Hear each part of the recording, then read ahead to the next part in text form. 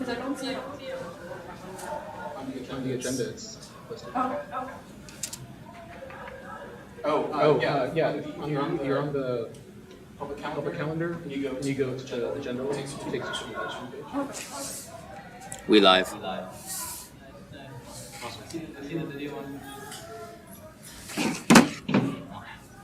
I feel much better now. Yeah, video's good on YouTube. Thank you.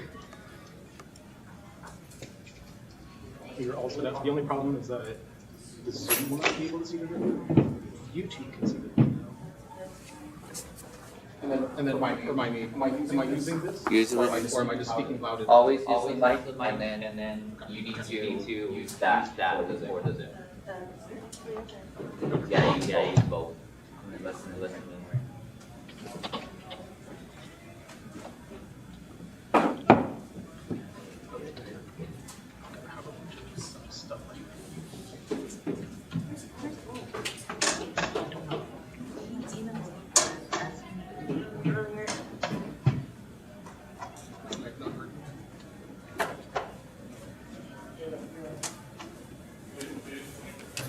I'll see you get that TV on.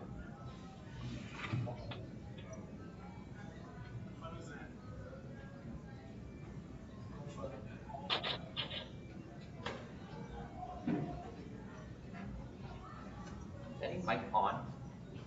They should be on. Oh, no, they're not. Yeah, they're not. That's why we are going.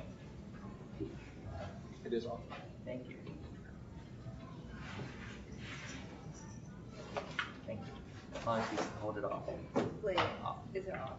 It's on. You need it off.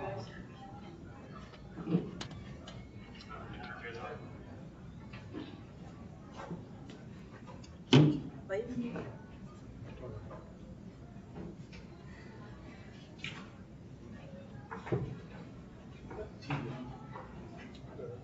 In-person screen share. She echo. I'm gonna try to do this time. See you then. Yeah, so we are going to have the PowerPoint presentation set up on the screen, and then we'll have Doris present. Alright, I'll be cut off 3 minutes. Alright, Thank you.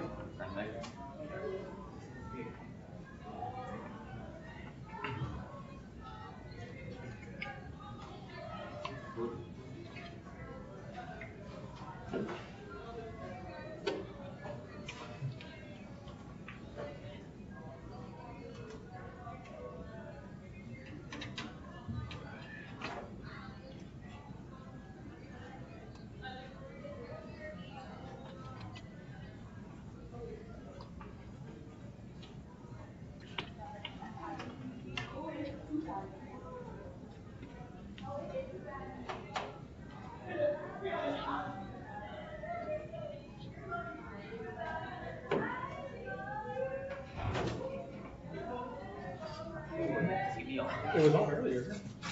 How the hell did we get a TV on? It's on, but like, what's connected? Devin, on the adapter, secret little button.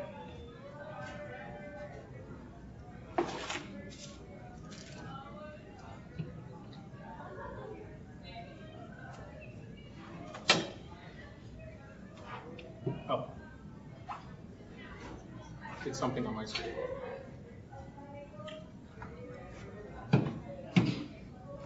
Is this from B or C? I think that was probably C.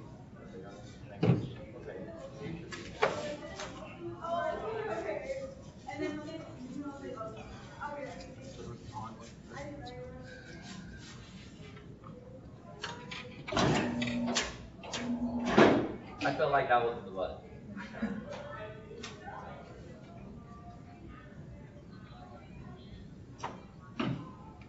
What the flip? There is a computer somewhere connected to this. I'm pretty sure there is a computer. I just don't know what computer. I don't know. Or remote or something.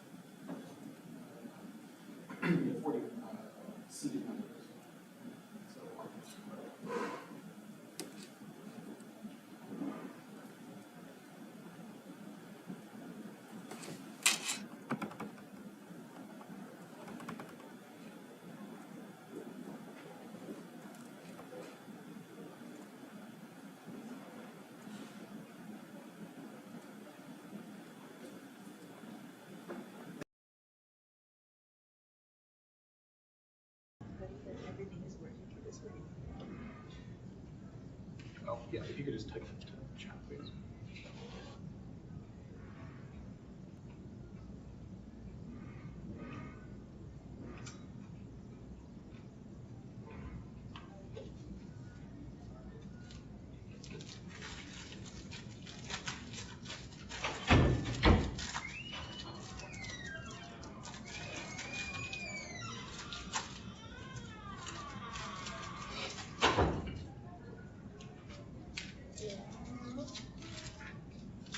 QUO.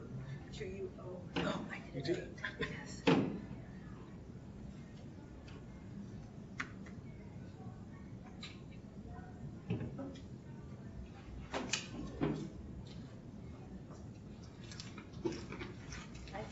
I'm sorry.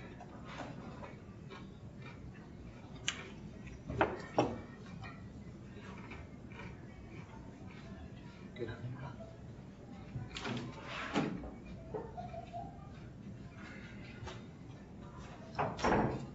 Except for we can hear everything. You guys are saying even whispers. Oh, okay. That's good to know. Thank you.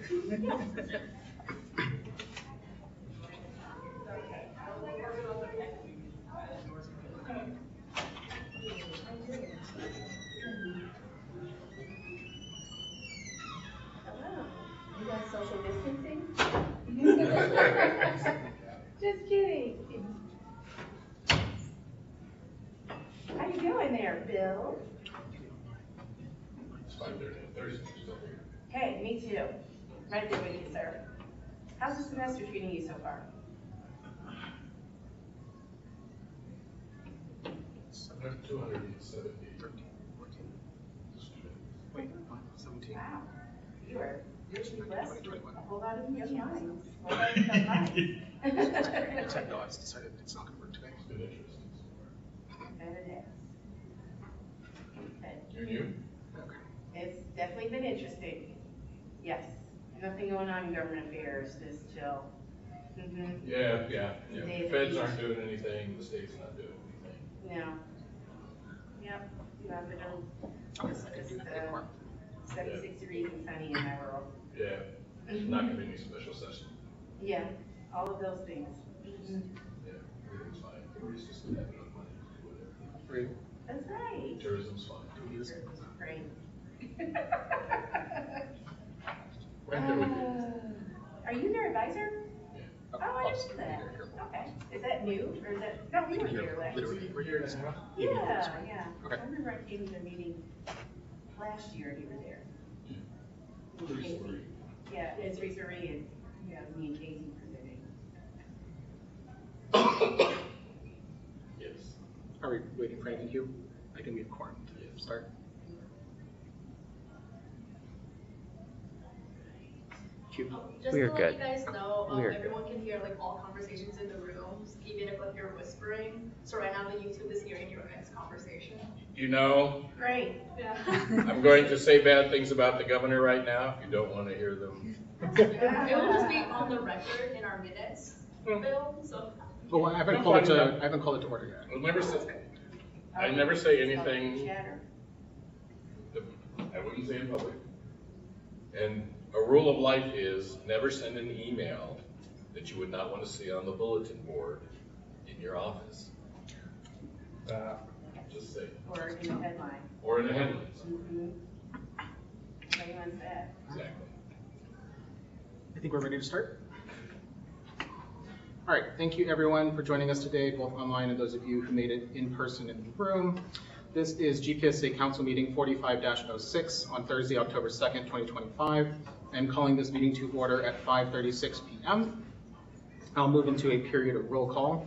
Our secretary is not able to be with us today, so I will do the roll myself.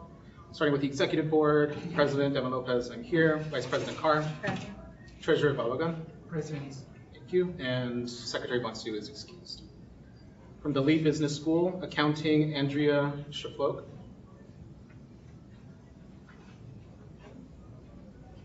Andrea Shaflok. Economics, Prince Rioffer. He's online. Online, thank you. Finance, Julia Chan. Online. Online. Department of Management, Entrepreneurship, and Technology is vacant. Department of Information Systems, Chiabuka Okoro.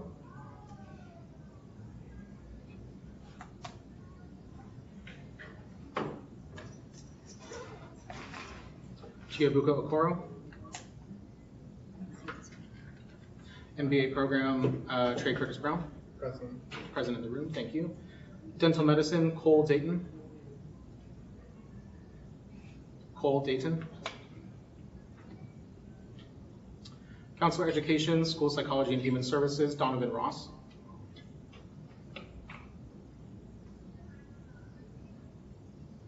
Donovan Ross. Online. Department of Early Childhood, Multilingual and Special Education, Tafunmi Babalola.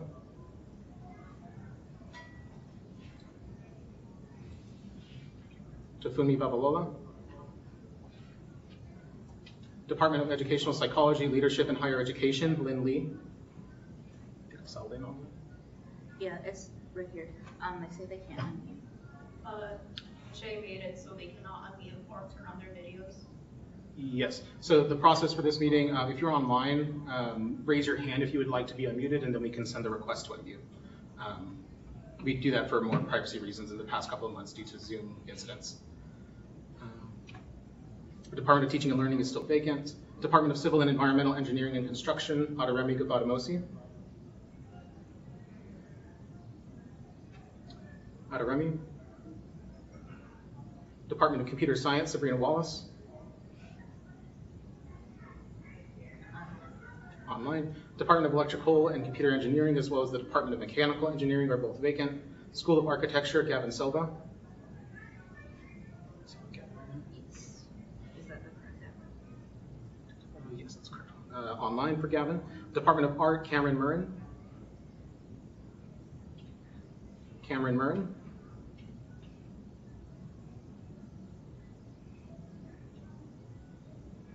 No. Department of Film, as well as the School of Music, are both vacant. Department of Theater, Nick Case.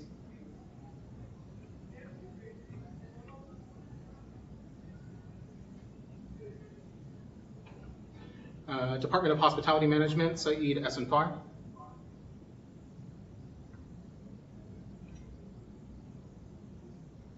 Occupational Therapy Program, Stephanie Apodaca.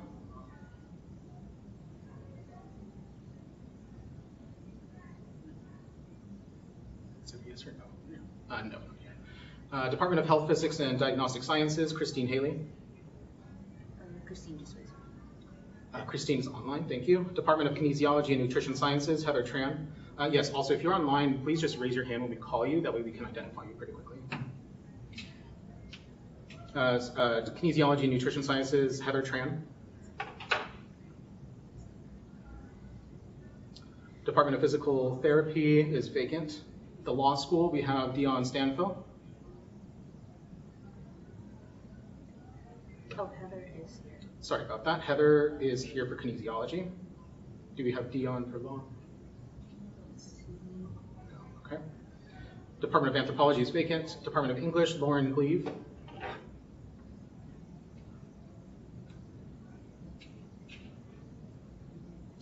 Not here. Department of History is vacant. Department. Whatever it is.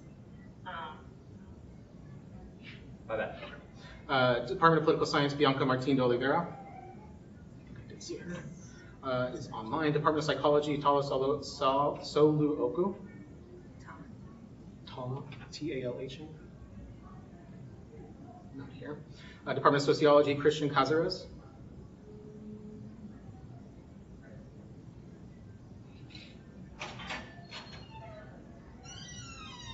Department of World Languages and Cultures, Catherine Melvin.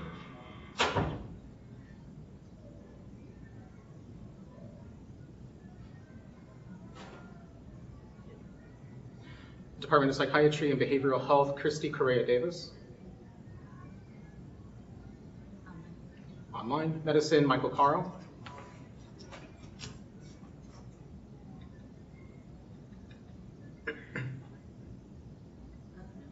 Oh, yes. Yes, we do have Michael from medicine here. Online. Nursing, Laura Chetchel. Online. Department of Environmental and Occupational Health, Salome Agulega.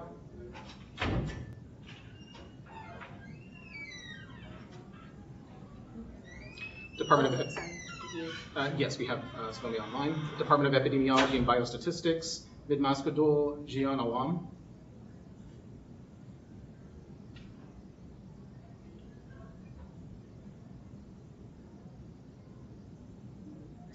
Not here. Department of Healthcare Administration and Policy, Ernest Cornejo.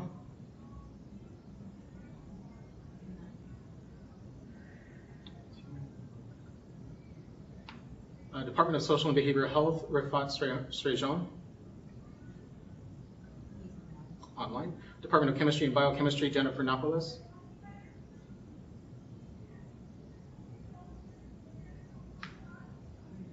Not here. Department of Geoscience, Sierra Ramsey.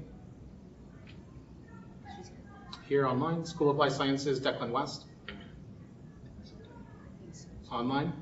Department of Mathematical Sciences, Chunon So Unetbu.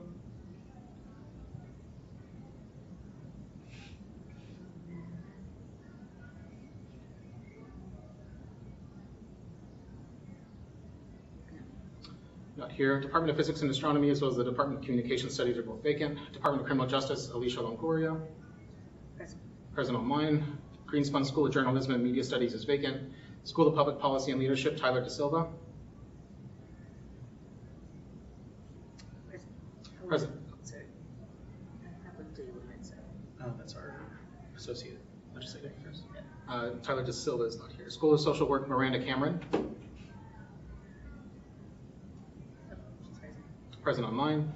The Graduate College Interdisciplinary Graduate Programs for Masters and Certificates, and Pool.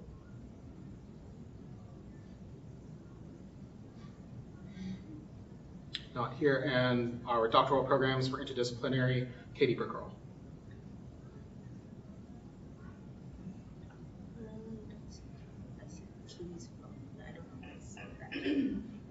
If you are on Zoom and your name is Katie's iPhone, could you raise your hand if you are Katie Brickerl?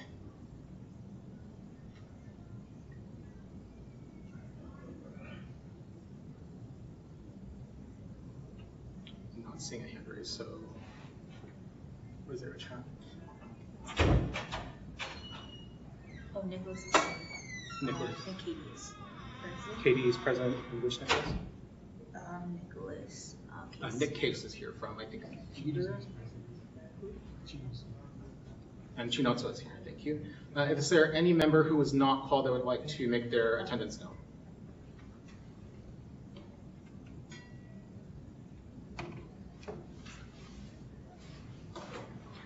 All right. Did we get quorum, Christine? We need 21 for quorum. Does that include exec board? Yes.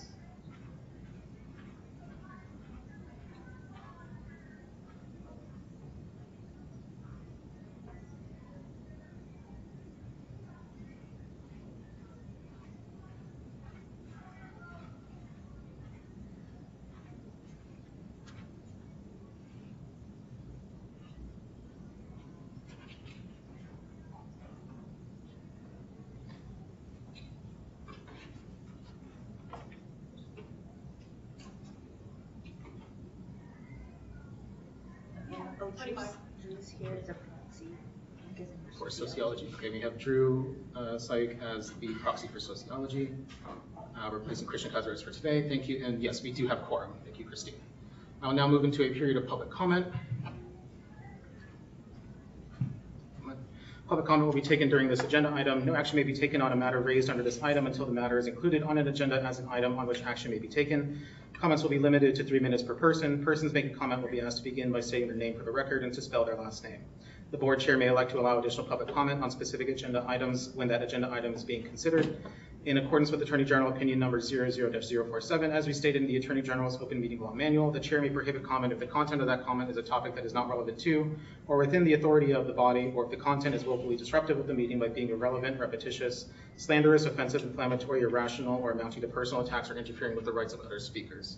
Do we have any public comment at this time? If you are online, please raise your hand. Or if you are in person, please stand up to the podium.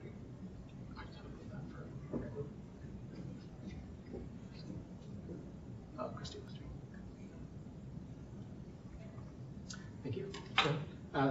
Yes, spell your last name, please. Sure. Good evening. My name is Dr. Deanna Moreno-Contino, MERINO-CONTINO. She goes AS, Associate Vice President for Student Life.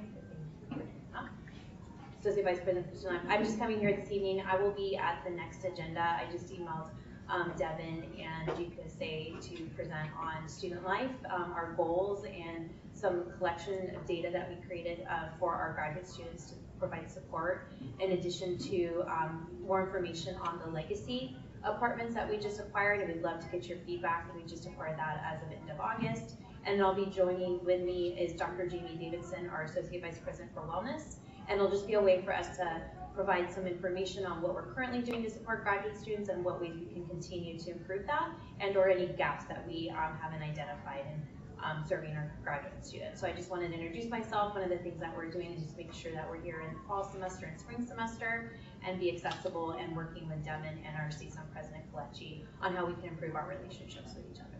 Thank you. Thank you. Do we have any other public comment at this time?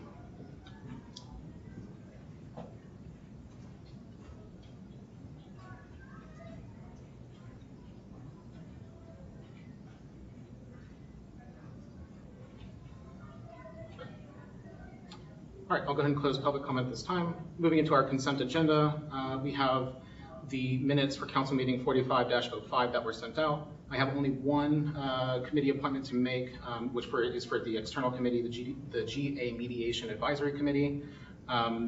Sarah Norda, I believe that is the last name, Noorda, will be serving as the creative arts seat on that, or is nominated for the creative arts seat on that committee. I will take a motion to approve the consent agenda at this time. And as a refresher to all of our friends online or in person, anyone who is a voting member may make a motion. I move to approve the consent agenda. Thank you. Motion to approve by Representative Curtis Brown. Do I have a second on that motion? Thank you. Second by Chinonso Nedvu. All those in favor of approving the consent agenda say aye. Aye. Any opposed say nay. Also, if you're online, please just use the chat function for quick voting like this. Thank you. Any abstentions, please say so. All right, thank you everyone. That is our consent agenda approved. I'll be moving out of order because we do have some guests today that are on sort of a time crunch. So allow me 1 second to switch over to the screen share for the PowerPoints. We will be moving to agenda item 7A, which is our campus partner presentation from the government. Yes, we do. Thank you, Devin, and the GPSA Executive Board. For the record, I am Dr. Constance Brooks. I proudly serve as the Vice President of Government and Community Engagement here at UNLV, and I'm also proud to say that I was once in your shoes. My UNLV career started with me being a graduate student, and so I like to say that the graduate student is my favorite unit on campus, but please don't tell anyone because all the other units would get jealous. But it's my pleasure to be here today. We were invited because there is an energy that we want to capture around advocacy at this moment. And I know that our students here engaged in GPSA and students broadly across campus are very much interested in becoming engaged in the political process and also learning more about how to advocate for themselves and for this institution. And so one of the ways in which you can do that is by participating in public comment, as we just experienced here in this public meeting, but there are also grander opportunities through the Board of Regents, through our local government convenings, as well as the state legislature, and who knows, perhaps you could one day testify in Congress. And so this is the beginning of a training that we hope to provide, and we would love to come back and help you all to prepare yourselves for opportunities in public comment. So with that said, I'm going to go ahead and get started, but I'd like to introduce two very key staff members who serve to represent the university, and each of them are alumni as well and have also sat in your shoes. And so to my right, I have Dr. Jason Wasden, and he is the Director of Federal Government Affairs. And I have to my left, Leonardo Benavides. He is the Director of State Government Affairs. graduate of the Lee Business School and the Boyd School of Law. And Dr. Watson is a graduate of Urban Affairs, and your undergraduate degree is in business. So 2 Lee Business School graduates, which is great. All right, next slide. So the point of this training, we just discussed, you're gonna know the people, the process, and how to engage by the end of this training. We're gonna go quickly because I wanna give you all an opportunity to ask questions and perhaps digest some of the information in real time. So the Rebel Advocacy Team, next slide, thank you, Devin. Rebel Advocacy Team here on campus.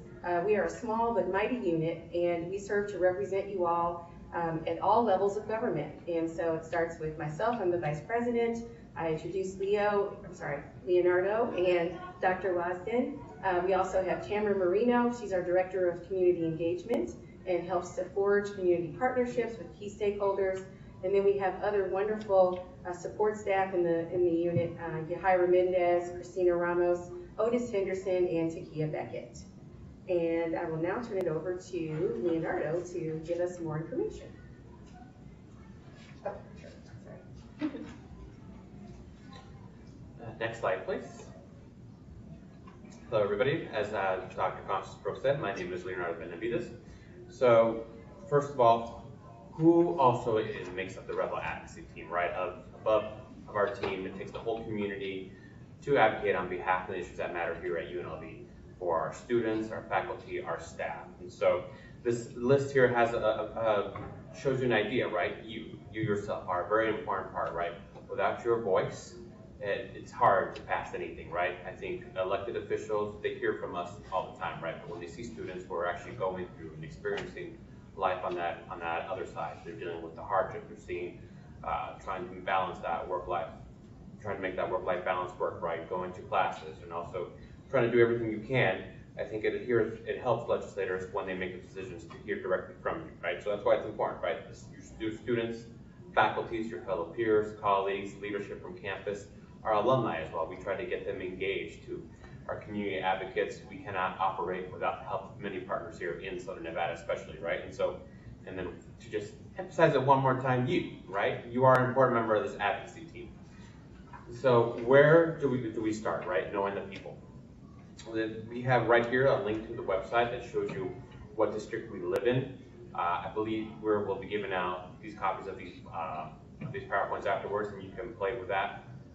Go through that, and you can play with that. You go to the URL, you click, and you enter your address, and it will show you a comprehensive list of all the elected officials that represent where you live. Right? We're talking about not just the U.S. Senate and Congress. We're also talking about your state legislators, your assembly member, your state senator. You're talking about the Board of Regents who represents you. We're talking about the school board, the CCST school board who represents you, right? If you go here on this website and put down your address, you will get that specific list, so you start to know who is it that I should be talking to, who will be listening to me as their constituent.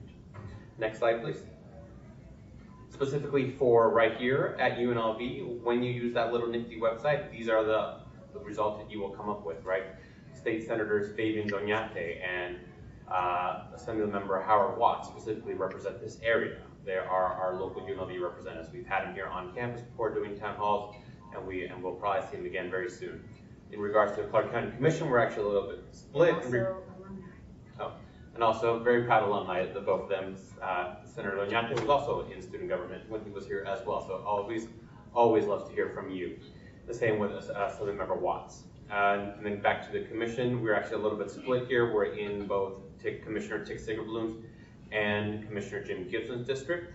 Tick Sigerbloom is also currently the chair of the county commission, so very important to reach out to them because obviously UNLV is in unincorporated Clark County, so a lot of the decisions that happen are really at the county level, even though sometimes we do interact with the city because some of the other things that we're doing outside at the North Las Vegas level, at the city of Las Vegas level, but very important to know who our commissioners are here representing us.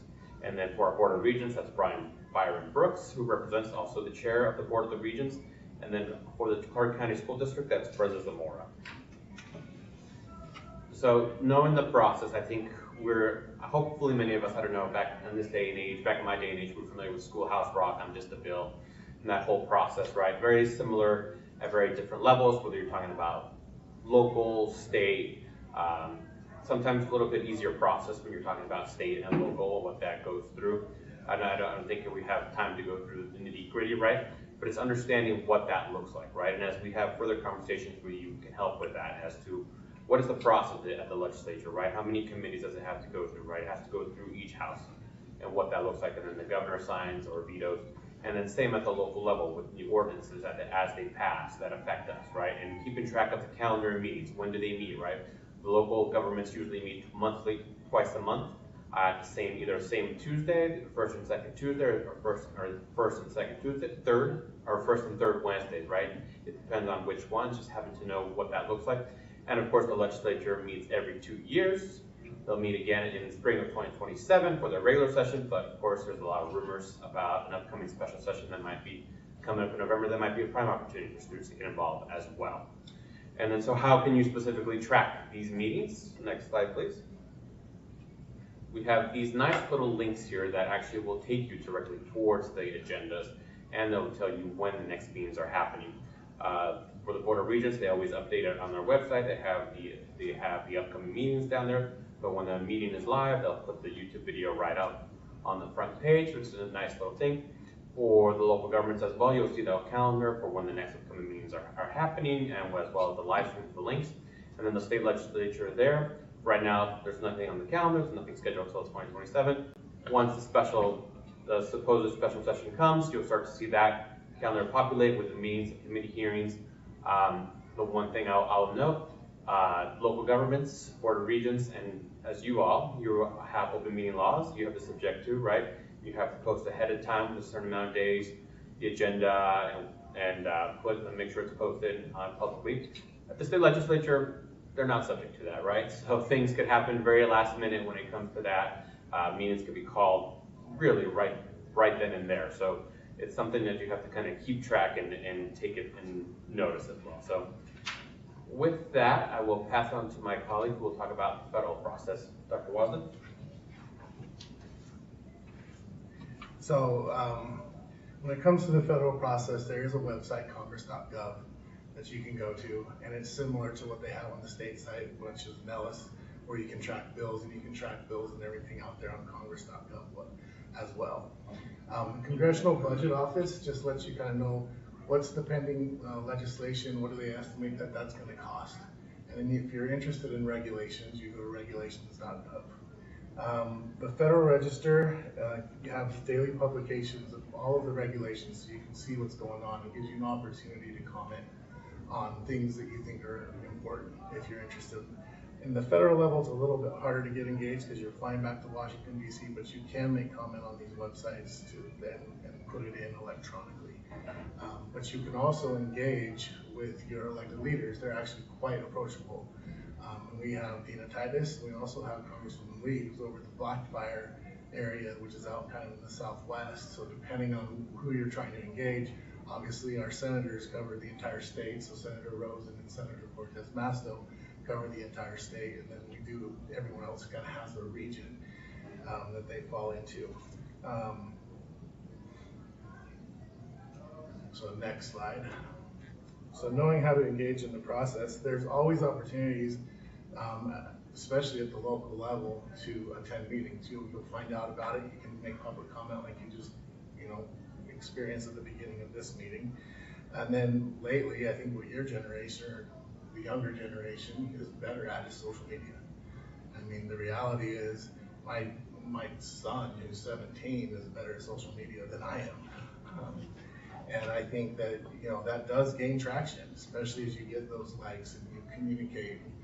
Maybe there's a podcast you can get involved with. There's different ways to engage than there's ever been in the past. And you always have emails, next slide, and next slide. You always have emails that are they can be useful, but you also want to make sure you put the right information in that email, right? You don't just want to blindly send an email from an address that they don't recognize. You kind of need to know that you are their constituent and that you have an issue that you would like them to tackle, and what would you like them to do for you on that issue. you know, what's your position, and then how can they contact you, let them know how to contact you as well. Next slide, you can do white papers. I know these are the graduate students and you guys write papers all the time. So white papers can be compelling, but one thing to remember is our legislators don't have a lot of time. They have a lot of issues that come at them all the time. So you want to keep something like that real brief, 1 page at the most, half a page even better. Something they can look at, grab their attention, and get them to act on it. And something they can remember. I mean, some of the best leave behinds I've ever seen have been a half page, and it just kind of stands out. And so it's like something they haven't really seen before, and then, you know, they're able to kind of to remember, right? Because they have so many issues coming at them, you want them to remember, and it might take more than one visit for them to remember what you're doing. Thank you. Thank you. All right, so next is the nitty gritty, public comment, what we call the elevator speech.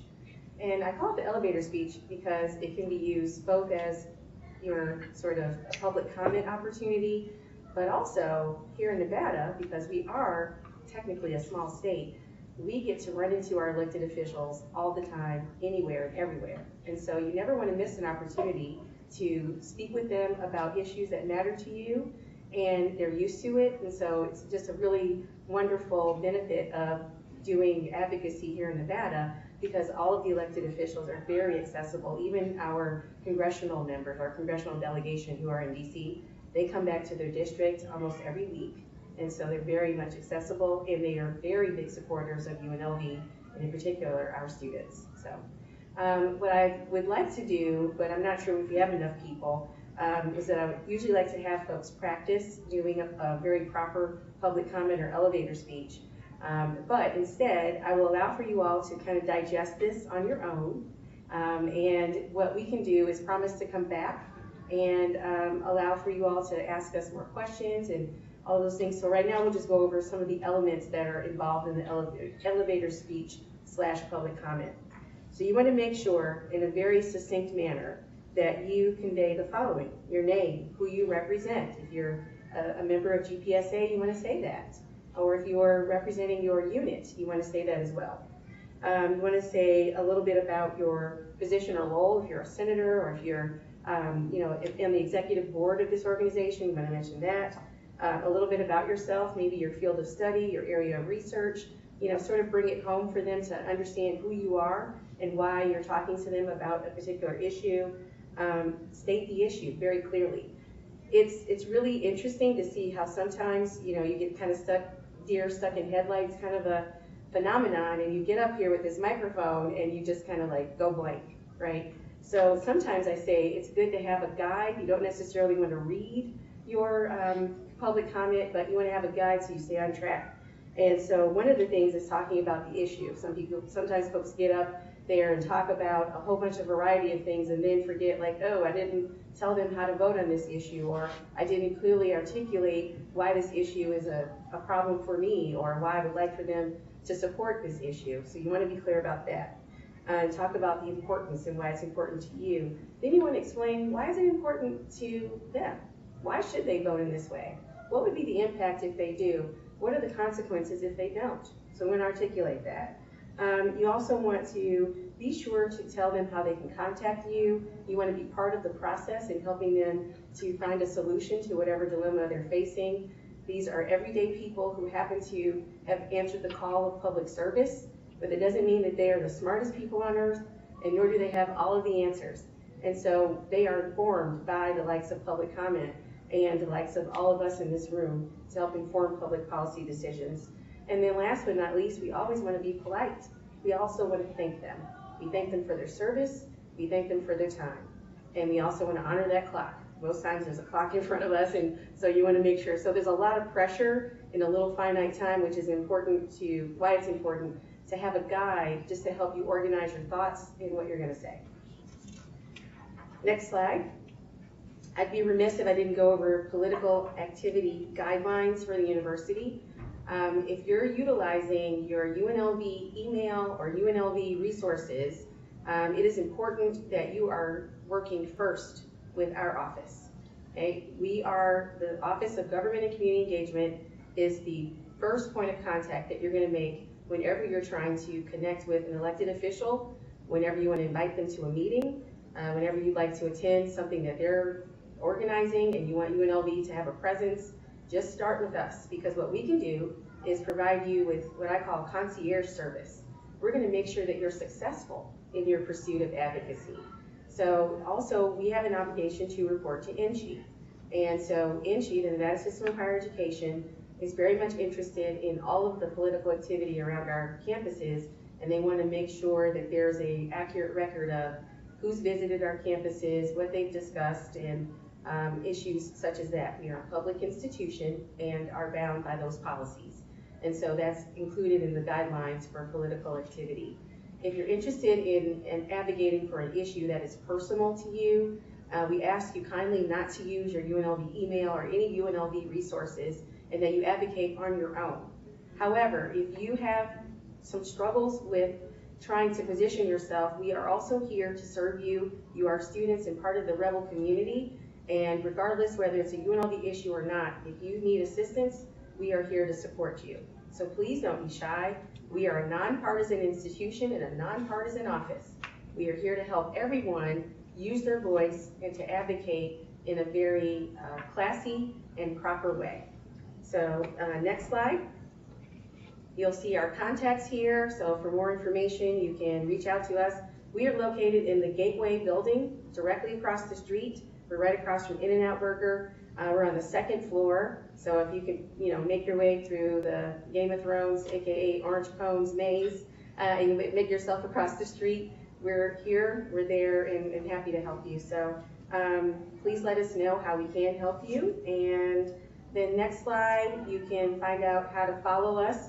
We are very active, we are engaged all over the valley, all over the state, and go to DC frequently. So please follow us. We are following issues that are important to you. We're working hard for you every day and trying to represent and advocate for this campus as best we can.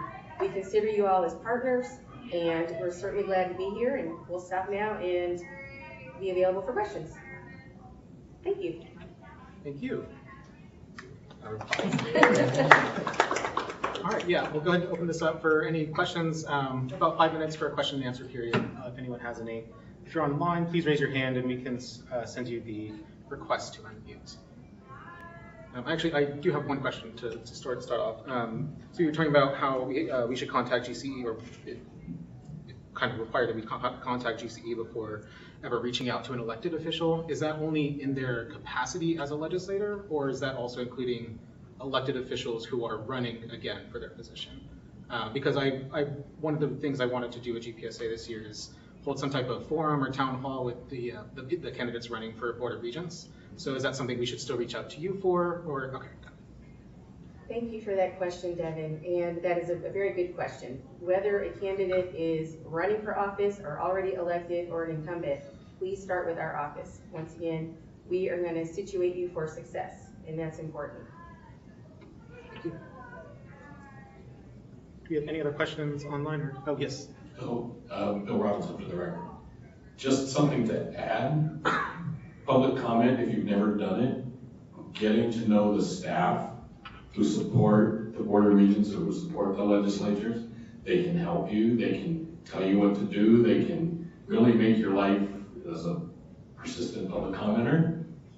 Knowing Carrie and Winter at the Regents meetings, I don't have to spell my name anymore, right? That staff just can help you in a million different ways if you get to know. If you piss them off, you're in big trouble. So it's good to get to know the staff who's supporting the meeting. Thank you, Dr. Robinson. I could not agree more. The staff are essential, and the elected officials highly regard their staff. So if you're mean to staff, it's over for you. You want to make sure that you are kind to them. They also are working really hard to make sure that there's a transparent and public process, and so we want to honor their work as well. Thank you for bringing that up. We'll add that to our slides. That's a really good nugget. We do have a question online, and it's from Christine Haley. She says, to confirm, we should reach out even if our request isn't related to UNLV specifically. Can you repeat that? She said, should we reach out to you guys even if our request isn't related to UNLV specifically? If it's like an NCHE problem overall. I would say if you're seeking assistance and are trying to advocate for something, it's always wise to start with us. But if it's a personal issue, you do not have to start with our office. And if that isn't clear, I'm happy to meet with whomever and make that a little more clear. So I wasn't sure. I mean, if they're advocating on behalf of other students and it's an inchy issue, you're welcome to show up to public comment. But if it's a broader issue and you're representing GPSA, it would be great if you started with us. But completely understand if it's a personal issue and you don't want to. She says, okay, thank you. Thank you. All right, do we have any other comments? Hi, I'm Trey Curtis Brown. I'm here as the MBA rep, but I'm also a doctorate of public policy student. I know one question that most of the public policy student cohorts are going to be asking is we are launching new podcasts and everything where we're inviting elected officials to come and be guests on those to have that conversation. Would we need to contact you guys as well in that regard? Because it'd be going through our student email addresses for this type of communications. The answer to that is yes. And I'll give you another reason why that's important. We all interact with elected officials, and also President Hebe does.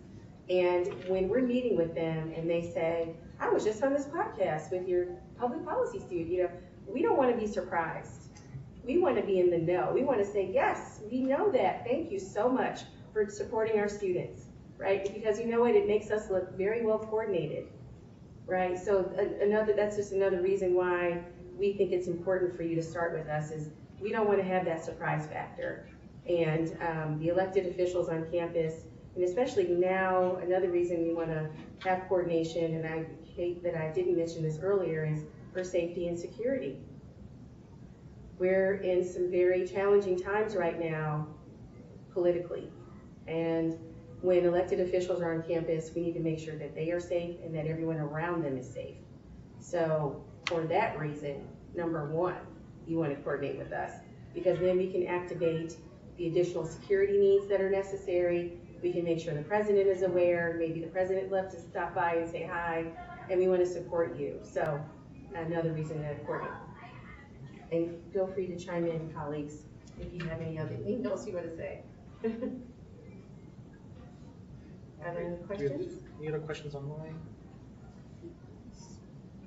I don't think so. Thank you so much for coming today. Thank you. We're happy to come back. All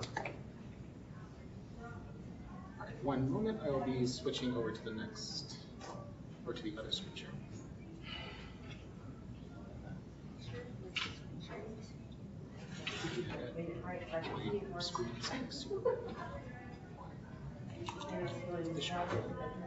Yes.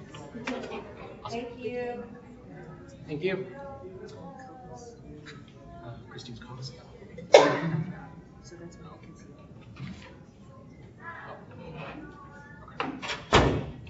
All right. I'll now move into our reports and recommendations. Moving into first the executive board. Most of the updates that I have for everyone today are mostly already agendized, especially the discussion regarding an up to a 12% increase in tuition over the next few years for UNLV. But aside from that and some of the things that went on in Elko this past month, I talked to the CSUN president earlier this week about a project to put up some banners around UNLV. If you've seen the banners that have like pictures of students as you walk along the grass walkway, just showing the different programs that we have. These banners will be designed to show support for marginalized or vulnerable communities. So UNLV supports LGBT students, UNLV supports Black and brown students, things like that, just to show a bit more community across the campus. And so I did sign off to have GPSA's logo appear on that as, alongside CSUN's. That's one of the first things that, that really came up this past month. I'll ask for any questions or comments for a brief moment regarding Vice President Keith Rogers. Will be coming to present to GPSA at our November 6th meeting. And so he just asked that I reach out to all of the council members and see if there's any specific topics he should prepare or have questions or prepare some answers for in case those questions come up. So I'll take about 30 seconds in case anyone has any comments. And I'll also say before that, the main reason that VP Rogers is coming to present is to show GPSA essentially the work that his office has been doing to provide a more transparent fee, like a fee dashboard, so that we can see exactly how our money is being spent at the university, and that there's it's not necessarily like a dark shadow that's being cast over all of our fees. But yeah, if anyone has any comments or questions that they would like me to forward over to Dr. Rogers' team, then now would be your time to send that to me.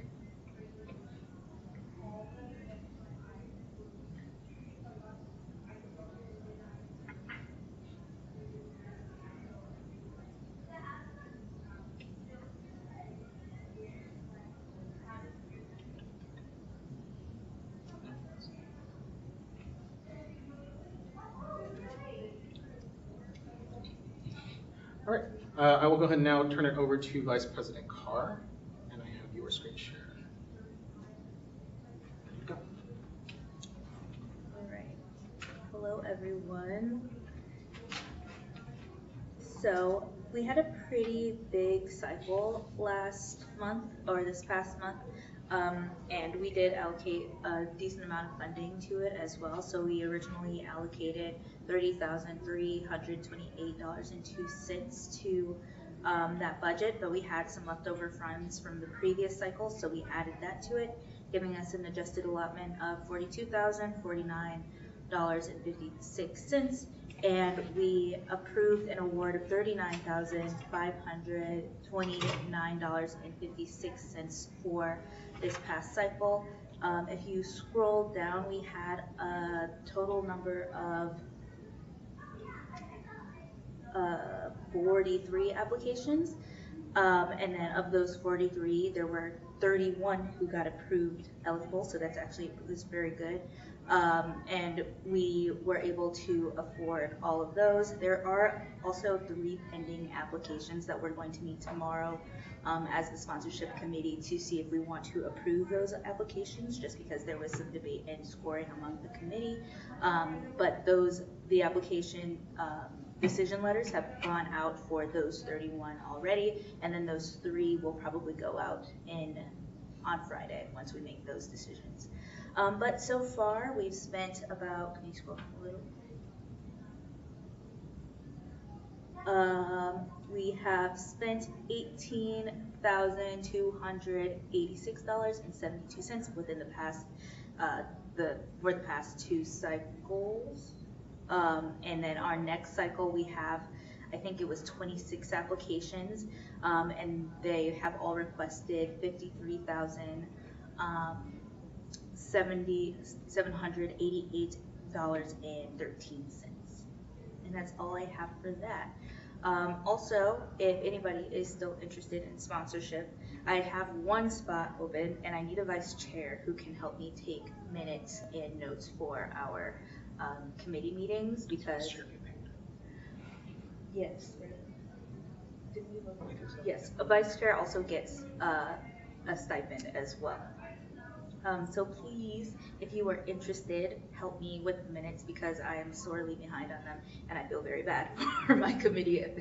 But that's all I've got. Also, additionally, I'm looking to start up the process for the awards committee soon. So if anybody is interested in joining the awards committee, which is what we typically do it's typically presented at the research forum at the end of the year. We have awards for, I think it's 6 different awards for students as well as faculty members on different merit that people can, they can submit on their behalf. I think you can also submit on your own behalf as well. So if that's something you're interested in, please let me know, because I'm going to be setting that committee up soon. And I'd also like any feedback or ideas for that committee too. Yeah, that's all I have. Questions? Any questions?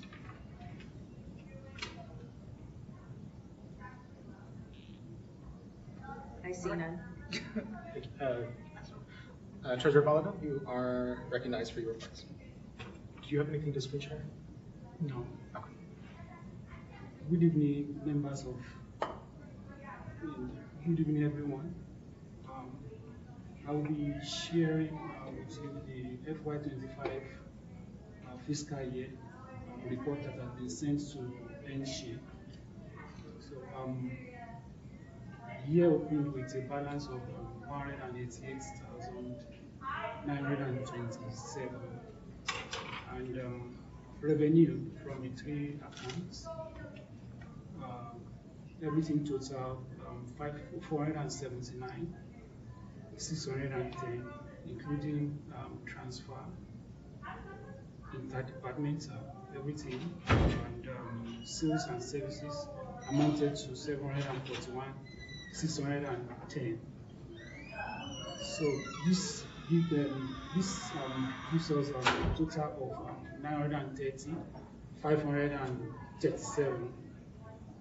While the major expenditure categories includes a total of 183, 986 was on personnel cost, and other operating expense, everything total 273, 828. Operating expense was 85,603. Amount spent on scholarship research and sponsorship, everything total 262,000. So when we factor all these expenses, we have a net balance of 124. So the total uses stood at 805,699. So the major categories for expenses basically were on purchases, supplies, food and beverages, and operating expense, and other sponsorship, scholarship, and research. So that's for FY25. For FY26, so the association run a financial accounting year between July and June. So it started July this year. So so far we have closed up for the first quarter of the year, which is July, August, and September. So we begin the year with an opening balance, just like I stated the other time. We ended with 124,838, which comprises of scholarship and non-scholarship. So for the first quarter, that's July to September. So we have received a total revenue of 196,383.25, and we have expended to date, which is July to this September, 79,038, with a net balance of 117,344. So additionally, like the Vice President has stated, we also spend money on sponsorship. So that's all for FY26. So in addition to this report, based on the annual goals, we discussed about automating the financial reporting process. The head of IT has graciously assigned 2 personnel to work with us, one a data engineer and a developer that will work on, that will help us with the API, fetching those information from the workday. So once that is done, we can also move to another phase, which involves creating a dashboard and putting all the financial needs of the association in there. So that will commence very soon. I think that is all from me. Thank you, everyone. Thanks for listening. Thank you. Do we have any questions for the treasurer at this time?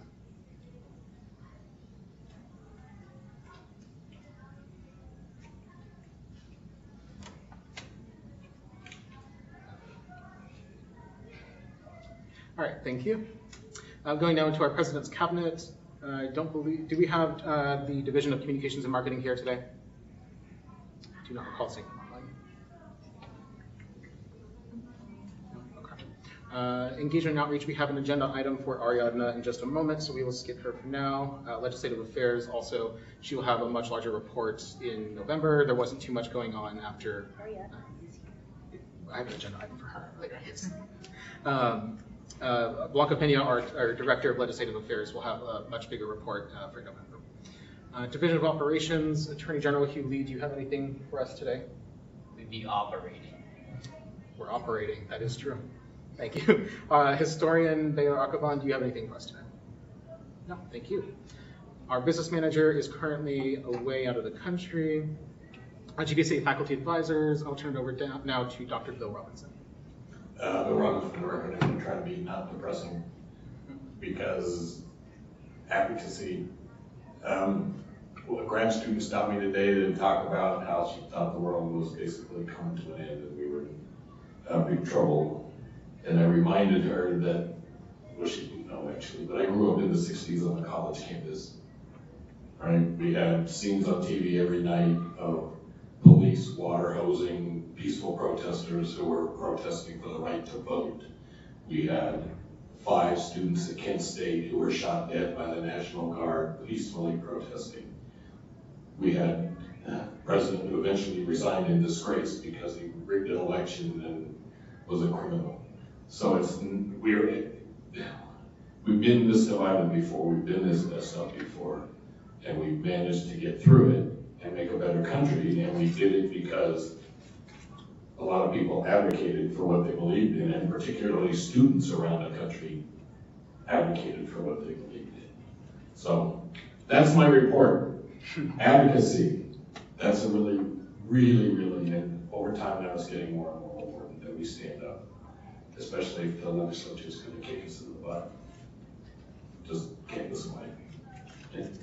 That's it. Thank you. Do we have any questions for Dr. Robinson at this time?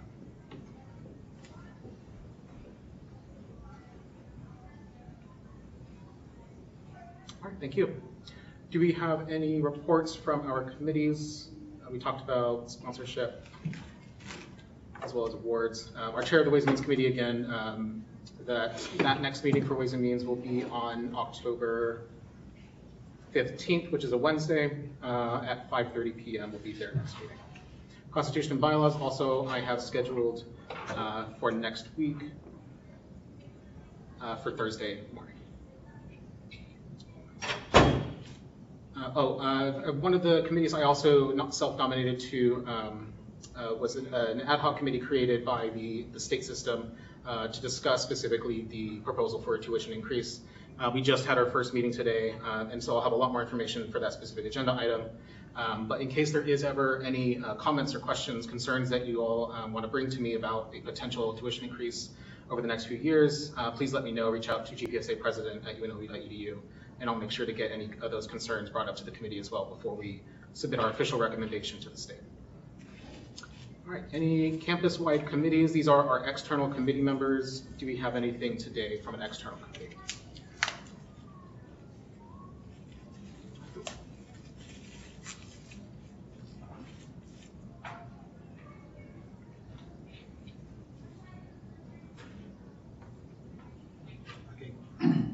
Good evening, everyone. My name is Ayola Wanika. I'm a non-voting representative for the Department of Academic Neurology and Statistics, and also GPSA representative on the Graduate Course Review Committee. So the committee sat on Wednesday, the 10th of September, and 3 new courses were approved. Number 1 was the TVD 700, Engineering Fundamentals of Sports Science. Number 2 was TBD 719, Interdisciplinary Guided Research in Sports Science. And then the third was TBD 798, Dissertation Prospectus. And that's all, really. Thank you. Thank you. I have one update. One of our members on the GA Mediation Advisory Committee sent me an email update, so I'll read that for you all today. This is from Ruth Boytel, who is the representative for the social sciences seat on that committee. At our September meeting, we discussed the charge of the committee, which is to create an informed, standardized, transparent grievance process for GAs. We decided to form the subcommittee, subcommittees as well, in order to, 1, inventory current university and graduate college policies related to graduate assistantships, grievances, and conflict resolution, benchmark mediation and grievance processes at peer and aspirational institutions. And 2, a subcommittee to engage stakeholders to identify common types of concerns experienced by graduate assistants in order to create a taxonomy of concerns. At this early stage, nothing has been particularized by jurisdiction, and that meaning the STEM, social sciences versus creative arts seat, but that may change tomorrow because that committee meets again tomorrow afternoon. Do we have any other external committee update to? Oh, yes. Next council meeting, November 6th, the Teaching and Learning Commons Council will be sending a representative to have a discussion about creating a guidebook for professors as well as instructors to improve learning objectives and create a teaching philosophy for our UNLV. It's just a discussion that the council has been having, and I've been a part of that council for the past 3 years, and it's something that they're very passionate on doing. They want to be able to have a standardized practice for professors and instructors, because I mean, even like as graduate students, I think a lot of us have a hard time figuring out how to begin instructing, and so they thought having a conversation with us would be very good as well.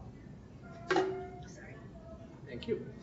Last call for external committee updates.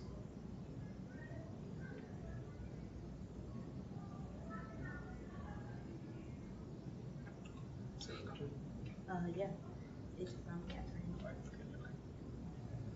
All right, thank you everyone. I will now move into our update from the Graduate College and or any unit affiliated with the Graduate College. Dante's going first. What was that? She's here, but Dante's going first. Oh, Dante's going first. Can we unmute Dante? She should be on. Only one. We have scholarship and fellowship portal for the grad college is now open and opened October 1st, and it will close December 1st. This portal period is for fall 2026, spring 2027. So if you have already filled out your FAFSA, go ahead and start looking at those scholarships and fellowships that are available. Thank you. Do we have any questions for Dante?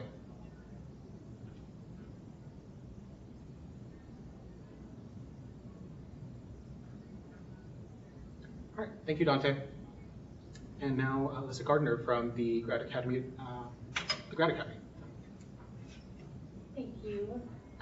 Yeah, I just wanted to share about a few opportunities that we have coming up with Grad Academy.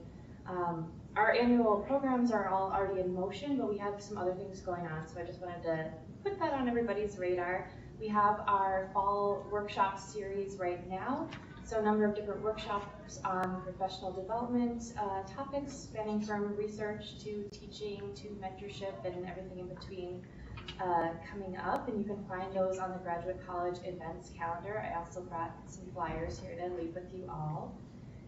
One I want to highlight coming up on Tuesday is our CV resume lab. So we'll have some workshops about what those look like, what's the difference between a CV and resume, and we'll have some active opportunity to work on that and get feedback with faculty members and career services.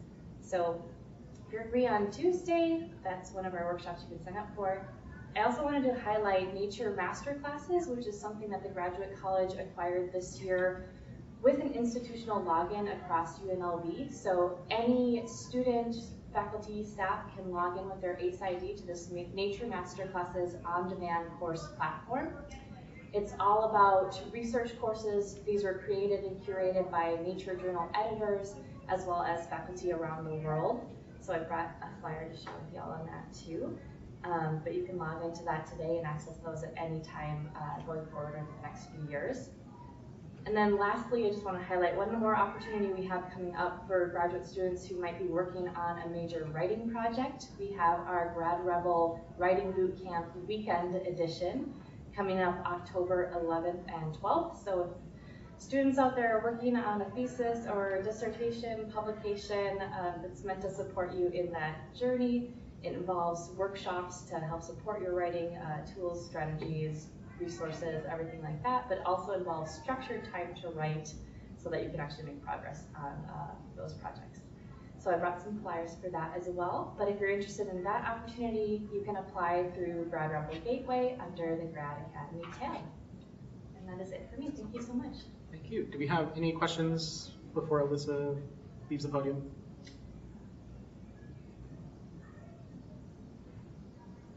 All right, thank you. Yeah, we'll take this. If you have any other flyers or things to send out, you can also email it to gpsa.cm. I will make sure that goes out to our social medias. All right, Dean Burke, did you have anything for us today? I saw you online. We have to unmute her.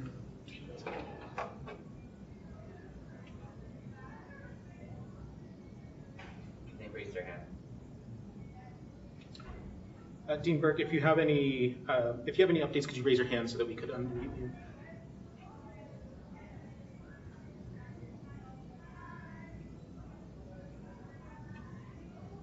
All right, no, don't see any this time. All right, thank you, everyone. Really quick for the GPSA annual goals. I made a little bit of progress on those this year. We have the link here as well. There we go. All right, so yeah, just to kind of quickly go through some of the things we have here. Filling all vacancies for council is something that we're still working on. We have, out of our 52 seats, we have only 10 vacancies, which is, I think, a marginal improvement over last year at this point. So I'm still going to be lobbying the different departments and programs, trying to make sure we have 100% representation before the end of the semester. We also have pretty regular meetings of our internal GPSA committees, including the Ways and Means Committee, as well as sponsorship and Constitution and Bylaws starting next week. We'll begin meeting regularly. We have some other things if you all want to look through here, but for the sake of time, the only other area that I wanted to look at was increasing campus footprint and maintaining engagement and outreach events. For that, we have a couple of events coming up that our Director of Engagement and Outreach will be talking about. But in terms of increasing GPSA's logo and marketing across the university, I've been trying to make sure that we get into any door that's offered or that's open for us, and making sure that GPSA's interests are included in any of the major meetings that are going on across the state and the university.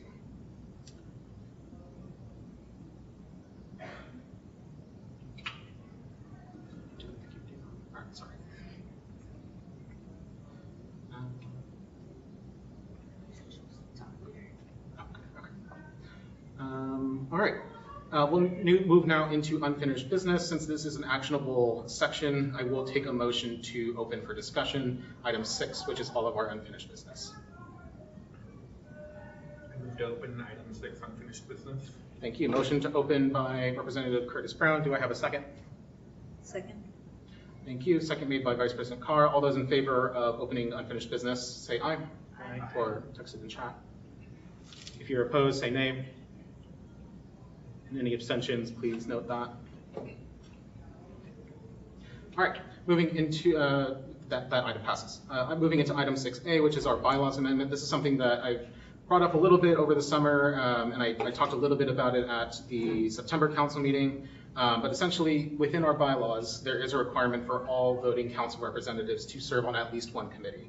And so we have quite a lot of representation already from our council on different committees. But essentially, this is a requirement in order for a council member to get their stipend at the end of the semester. So as long as you maintain good attendance and you're attending those meetings, that helps make sure that GPSA's operations are running smoothly and that we can actually pass information around the organization. So at this time, I will open for discussion or entertain any motions on how to revise this bylaw. If there is no motion made today, then we'll just move forward with continuing with the bylaw, the committee membership requirement as written into the bylaws. Actions that could be taken today include suspension, as well as a partial, or if there is a suspension, some type of process to make up for that, or a delineation of exactly what procedures GPSA should use to make sure that members get their stipends.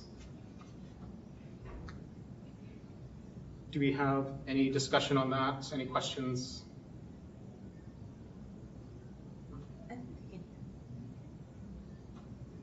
A question, Catherine, go ahead.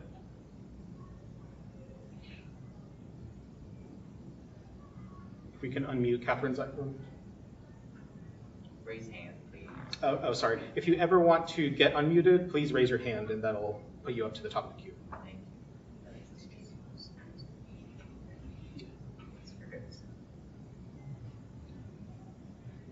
you. Okay.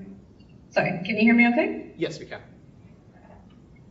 Okay. My question was, I did see the committee interest form as a follow-up to the last month's meeting. And I filled it out, but I didn't hear anything back on like if I was on a committee yet or not, and I was just wondering what the expected timeline for that would be. Yes, so what we normally do is we check at the end of the semester. After finals, we usually have the secretary go through and check all of our attendance records, both on council as well as any committees, and then we submit our roster for the $100 council stipend that we get per semester. So we do have an open form for committee membership, and we kind of just have either myself or a different member of GPSA go through that form to pull anyone that's interested. What we can also do is just create a separate Google Sheet for any representatives that want to just put their name directly onto a committee, and that might be a bit faster and quicker. I hope that answers your question, or if that's a possible solution. I think so. I just want to make sure that I'm participating in the way that I should be, because I'm new to the G, still kind of learning all of this stuff. Got it, yeah. What we can do is I'll definitely create a spreadsheet just so that people can put their preference for a committee directly onto it. Because right now the form, it takes a while to pull all the information from it. So I can send that out tomorrow and have that ready for anyone. And then once we have people sign up, we'll send out the appropriate information with scheduling and any committee that you sign up for. Okay, perfect. Thank you very much. Yep. Do you have any other questions or discussion on this item? No, not at all.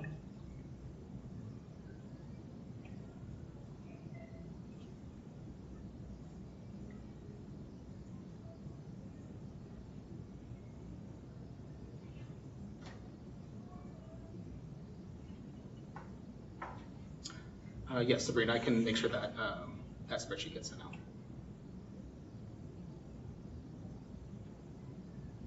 All right, so without hearing any other questions or discussion, I will entertain a motion on any action on this item. If no one wants to make a motion, then we'll just proceed as normal with the bylaws as they are written.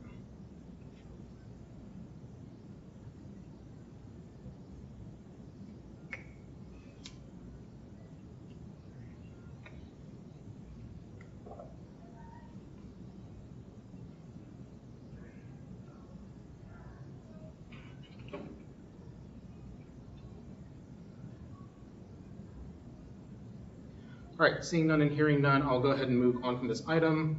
Members, of course, you are allowed to submit an item request, as I sent out earlier this week from my executive order. Please submit your item requests to get onto the agenda through that form. But as of right now, we will go ahead and continue as normal with our committee membership requirement. Now moving into new business, this is another section with actionable items, so I'll entertain a motion to open for discussion item 7. Move to open discussion on item 7, new business. Thank you. Motion to open made by Representative Curtis Brown. Do I have a second on the motion? Second, Chinonso New. Thank you. Second made by Chinonso Negbu. All those in favor of opening for discussion item 7, which is our new business, say aye. Aye. Any opposed, say nay. Any abstentions? All right. So we already had our item 7A, which is our presentation from Government and Community Engagement earlier today. As you heard also during public comment, Deanna Marina Contino will be back in November to present. We just didn't have enough time to fully coordinate their presentation today, so we will be moving that back to November. Item 7, I'll actually move out of order so that our Director of Engagement and Outreach can go ahead and present. This is a discussion item, information only, item 7D, which is engagement and outreach events for fall 2025. Ariadna, if you go ahead and raise your hand, we can get you unmuted.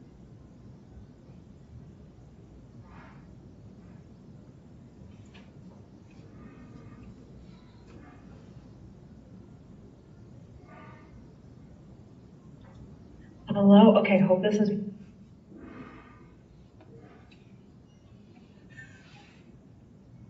Can you guys hear me? Yes. Yay! Okay, I pressed it like 3 times and I couldn't hear anything. Oh, thank goodness. Okay, so the first thing I wanted to talk about is that Rebel Homecoming is this upcoming Wednesday, and the festival is from 4 p.m. to 9:30 p.m. We are decorating our golf cart, and we also have a bunch of other really fun things. And so the setup and decorating will happen from 1:30 p.m. to 6 p.m. And then we'll also have grad appreciation night, where you get 4 free tickets to go to the football game. And so that'll be on a Saturday, and that'll be at Allegiant Stadium. We're going to have a tailgate as well in the morning. The details are to come for that. And then the game should end around 3 or 4 that day. And then the other really good thing that's super exciting is Thursday, November 20th, we have the grad appreciation night at the orchestra. The Wind Orchestra has been so generous with us. Last year they comped a little over 1,000 student tickets. And you can literally get unlimited tickets to go to the Wind Orchestra. So you guys should go, bring a date or your ex, I don't care, just come. We are so happy to see you. And that's gonna be at 7:30 p.m. Yeah, I think that's all that I have for today. I don't know if you guys have any questions. Yes, thank you. So yeah, I wanted to have this agenda item in case any council members wanted to ask any questions, offer any suggestions to Ariadna for maybe different events they'd like to see happen. Yeah, I'll open it up for about 30 seconds in case anyone wants to get a comment out.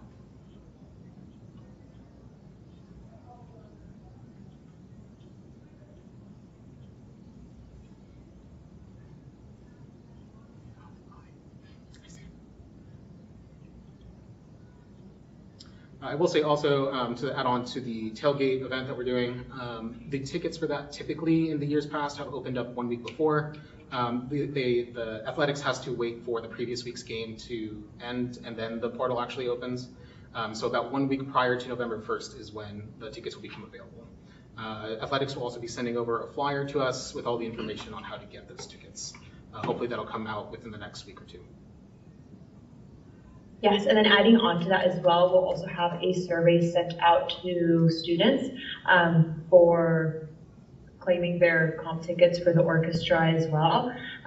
We are going to have a really nice reception for the, not this wind orchestra, but the following one, and so that one will be really fun as well. We'll have like world soloists for the one in the springtime during February, so that one will be extra special.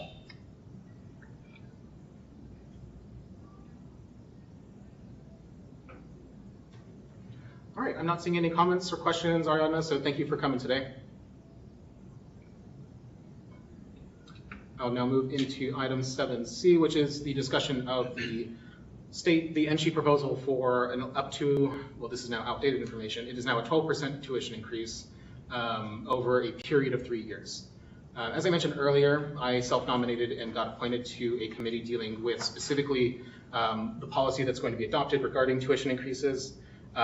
Long story short, the background of this is that in the last legislative session, there was a bill passed that floated about, if I remember correctly, yes, $46,568,000 across the entire state. The state legislature is claiming that this is a one-time funding thing that was provided to the NC system, and that if the universities do not come up with a way to increase what the state calls student burden, then the state will also not increase its share of our educational funding. And so this was AB 568, if anyone is interested in looking into the actual details of that bill. Essentially, Nevada is 49th out of 50 in terms of this student burden. The leadership of the state is not necessarily happy that we are that low. I honestly think it's a good thing that we are 49th out of 50 in terms of the actual cost that students have to pay. I think the only other state that students pay less to go to higher education is Florida. But the state leadership wants to move us closer to around the 25 range to meet the national average. Previously, the Board of Regents adopted in around 2019, if I remember correctly, a predictable pricing program, which would essentially fix our tuition increases to inflation with a cap of up to 6% every academic cycle.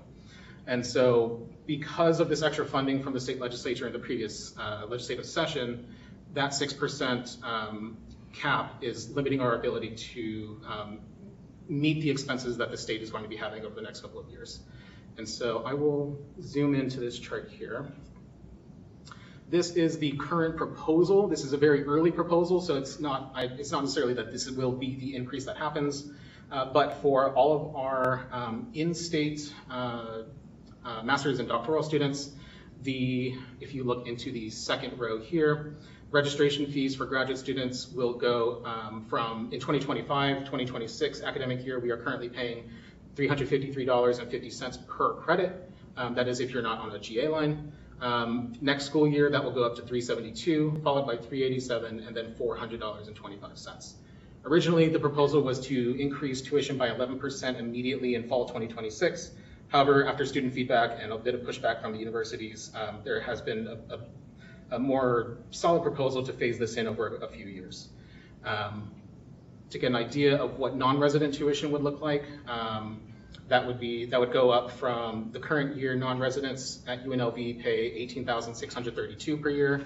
That would go up to $19,600 next year, followed by $20,385, and then $21,078. And here is another, looking specifically at non-resident tuition per credit. The non-resident graduate tuition per credit would be going up from $388.75 to next year $409.25, followed by $425.75, and then $440.25. Some other things that we talked about today during this committee, the current proposal also includes a reduction in the four-year institutions, essentially the funds that they set aside for access scholarships. Currently, UNLV sets aside about 15% of all tuition payments to go to access for students who need to get some type of needs-based scholarship for them to attend university. And so this proposal would potentially reduce that amount of scholarship down to 10% over those few years. And essentially the dollar amount would be kept the same, would be kept stable over that time until it hits that 10%, at which point the dollar amount would go up at 10% of tuition funds. So essentially this would make our need-based scholarships more competitive. The entire additional increase of this tuition will be applied to the state-supported operating budget of the universities and community colleges, excluding the money that's set aside for access scholarships. Today, we also discussed a little bit about the proposal to implement a credit card fee for tuition payments. President Hebe noted that in a call with other presidents across the state, there's a very large worry that if we implement both a credit card fee plus a tuition increase at the same time, this would be detrimental to enrollment numbers and increase financial insecurity among our students.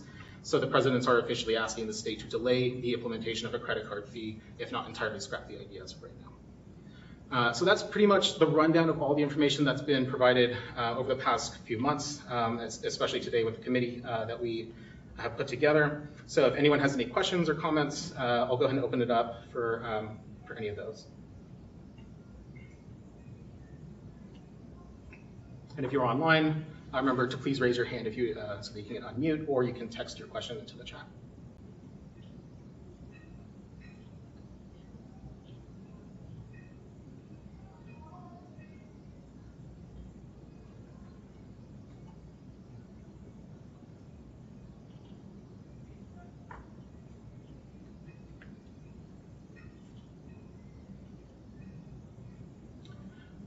We'll mention actually two other things that I forgot to mention in my first talk.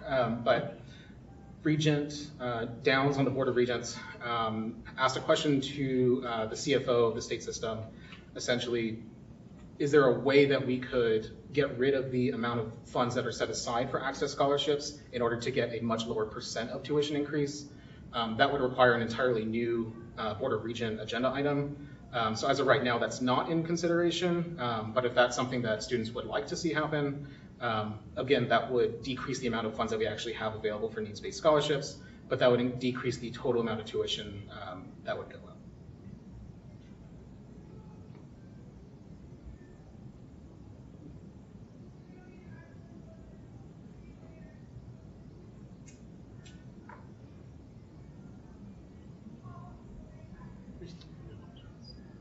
I have a question. Oh, yes. Yeah, my name is Chino Sonyim for the records. Do we at this point know how much of the need-based scholarship that is used up every calendar year? Do we have an idea of that? are you doing like the proportion of actual access funds that are dispersed? Yes, every year. Yes, I don't know the percentage. I can get you the data on that though. The university has been doing a very pointed effort to make sure that the funds in those student accounts are spent down. So they presented to the board that upwards of $10 million were distributed in access scholarships prior to the September Board of Regents meeting, but I can definitely get you that information. So I was asking because if we have an idea that there is an amount of money that is dormant in the account or something, then that can help us see if it is something we can let go. Got it. Yeah, I'm also meeting with the CFO of UNLV, Elise Bonkowski, in a couple weeks. So I'll definitely bring that up to her and just make sure that we are either spending those funds or to also ask if there's an extra percentage that maybe we can sort of skip out on. Yes, thank you for the question. Any other questions or comments at this time? As always, my email's open. Please, yes, Attorney General Q.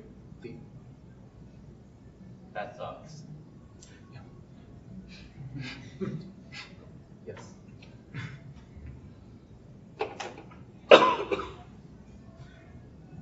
So any other questions? Okay, all right, thank you everyone. As always, reach out to me, my email, if you have any questions. That committee will be meeting again in 2 weeks, and 4 weeks from now. So we have quite a few opportunities to make sure that student input is being directly provided to the NC CFO and some other stakeholders across the state. All right, going now into item 7E, this is our call for forum planning subcommittee members. I sent out an email earlier this week, basically outlining the plan for the research forum that GPSA hosts every year. We have moved it back into the student union. We got priority scheduling for that, so we definitely have our venue set up for, Nia knows the date, I do not know the date. It is in late April, that much I can confirm at this point. But in order to set up the forum, we are coordinating with the graduate college to make sure that we have clear procedures and guidelines in place for everyone who is either volunteering, presenting, or wanting to get involved with the research forum. So in the email I sent out, I noted the different subcommittees that are being formed for the forum planning process. This includes a subcommittee dealing with judge signups, a subcommittee on session presenters, as well as where these session presenters are going to be, like which topic sessions they are going to be in. We also have one on services, which includes money in conjunction with the graduate college, and another subcommittee on volunteers. We also, there's talk about a booklet and program subcommittee, but that's just going to be more dealt immediately by our Division of Communications and Marketing, as well as Diane from the Graduate College, who is their Communications and Marketing Director. So if you have any questions on the booklet and program, reach out to them. And then lastly, we have our internal GPSA committee, which is awards. So essentially on this item, committees 1, 2, 3, 4, and 6 are open for any members right now. So I'll leave it open for about a minute for anyone to either type into the chat which committee they would like to serve on, or if you're in the room, go ahead and let me know. Again, this will satisfy the committee membership requirement as written to our bylaws and that we are sticking with as of our decision today. So yeah, I'll open it up for about 1 minute. If you have a preference for a subcommittee that you'd like to be placed on, just go ahead and put it into the chat.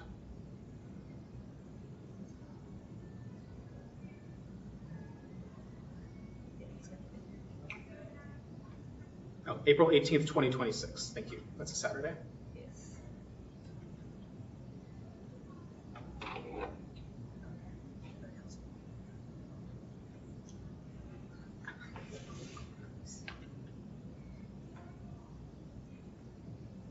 And yes, it will be back in the STU. Thank you.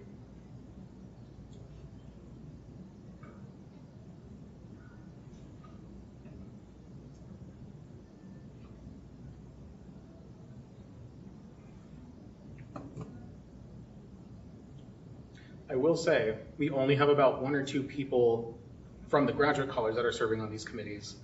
So I would really like if we got graduate student representation on it. They're going to be meeting a little bit over the next couple of weeks. For reference, some of them have been scheduled already. Judges will be meeting on October 13th at 11 a.m. The volunteer subcommittee will be meeting on the 13th at 12:15. And the afternoon, sorry, that's not. Oh, I'm looking at the This goes. We also have October 14th, which is our session presenter subcommittee has been scheduled. I had a question. Can you guys hear me? Yes. Is number 6 GPSA Awards Committee the same as Graduate Student Research Awards Committee? No. Great question. No, it is not. The Graduate Student Research Awards Committee is currently vacant with the GPSA seat, so we will also accept anyone who would like to self-nominate for that during item 7F. The number 6 GPSA Awards Committee is specifically our internal committee that decides awards that are presented at the forum. Okay, I asked because there was a conflict with my schedule for the Research Awards Committee, but if they're different, then I can volunteer for number 6.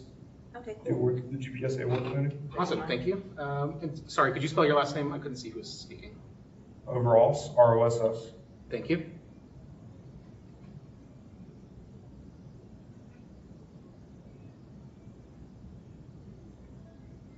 All right, any other self-nominations for these subcommittees?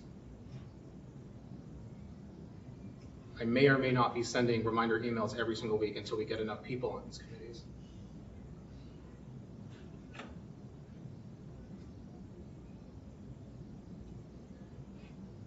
We got Declan.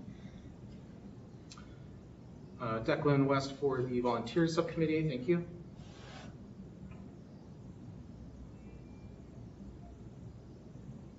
Michael Caro for Judges as well, thank you.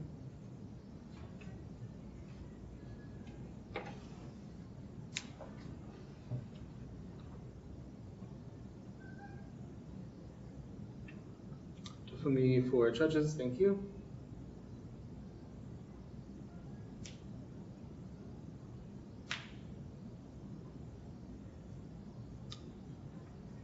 Soluoku on the GPSA internal awards, thank you.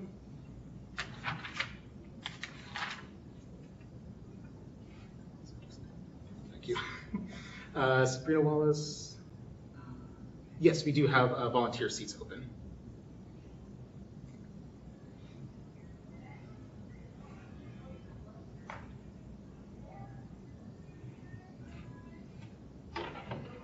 All right, last call for any committees, subcommittee appointments.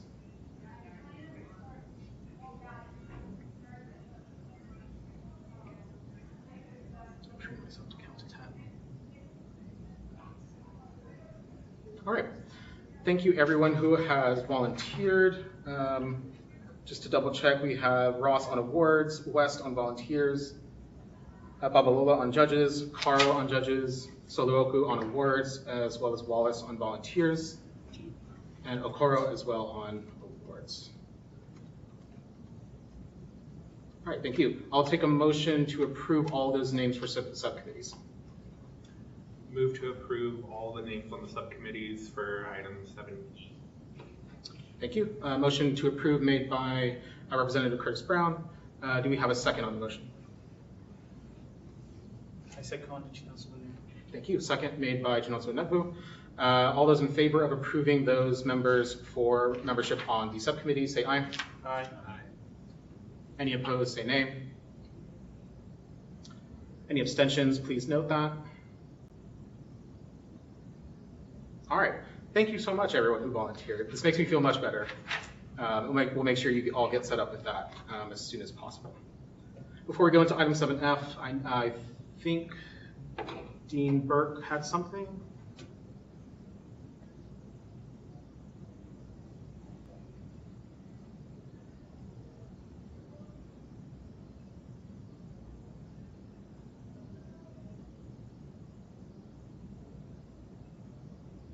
Maybe not. Okay.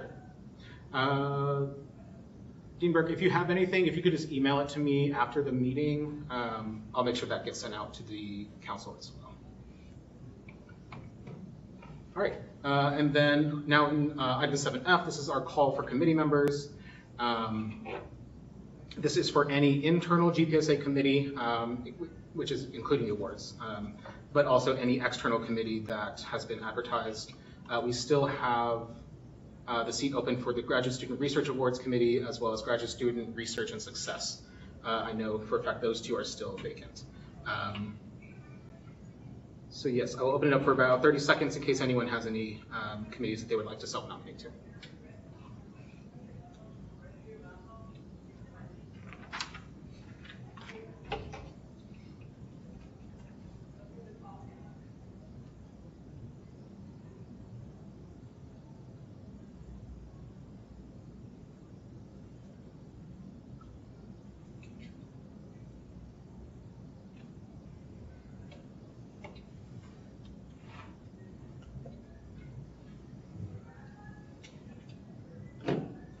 All right, moving now into item 7G, which is our call for new business items. This is a time where any voting member can ask for an agenda item to be placed onto our next agenda. All agenda items are still at the discretion of the chair. I'll open it up for any new business items at this time. Yes. My name is Chinonso Nebu. In the last meeting, I remember someone talked about grad students who are doing their research during the summer, and they cannot access the gym because they have to pay. Yeah, I was thinking that's a good thing to ask the agenda for discussion. Yes, I'll be reaching out to our, forgetting their actual name, but the recreation unit. I'm going to be having them scheduled to come talk with the executive board at some time in October, and I'll have an update on that in November as well. Thank you. Any other new business items at this time?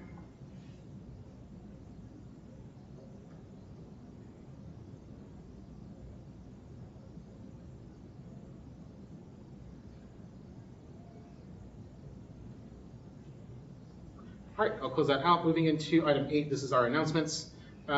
Same thing. Hello. One moment.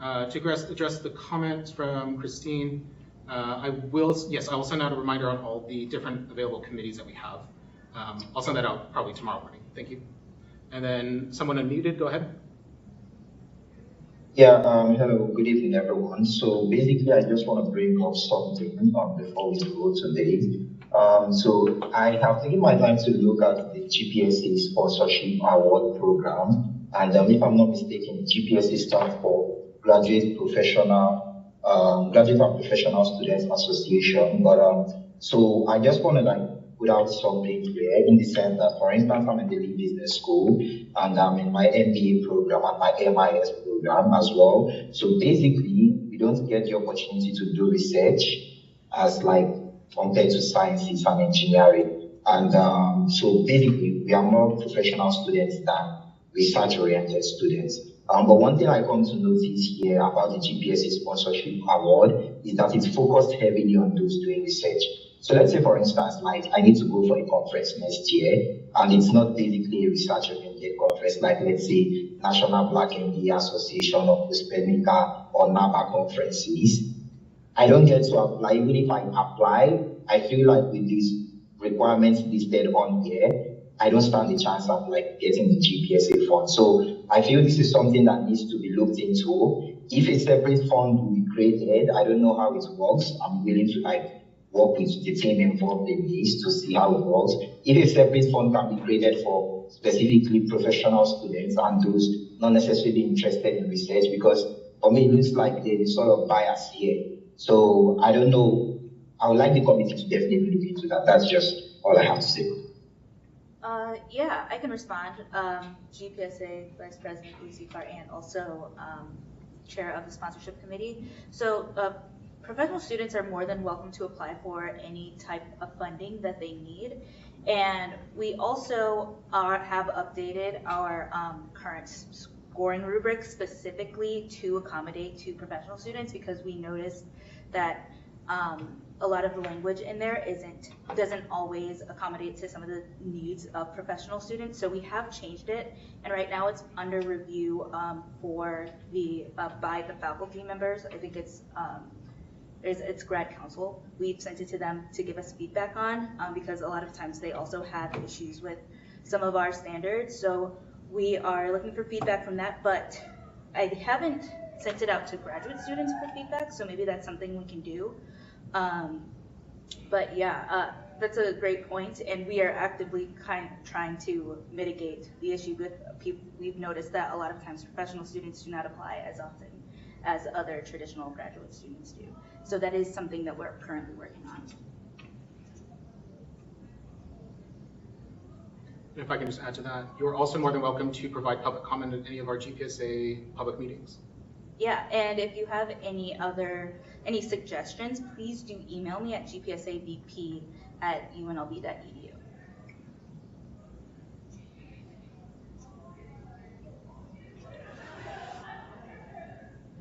All right, thank you. For our announcements, same thing sort of as last month. Our homecoming festival is next Wednesday. As Ariana had mentioned, we have our golf cart parade that's going to happen. So please make it out to that event. We'll have plenty of free snacks and food for everyone, as well as I think a bounce house or a bounce slide type of thing. As well as our grad football game that is on Saturday, November 1st. You get your 4 free tickets, and as we talked about, that opens up about 1 week prior.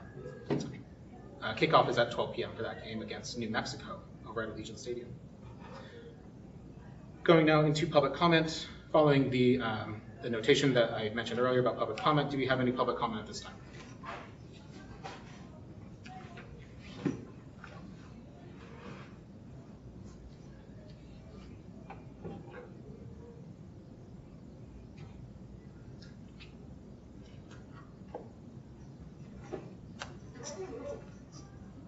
All right, I'll go ahead and adjourn this meeting at 7:13 p.m. Thank you, everyone.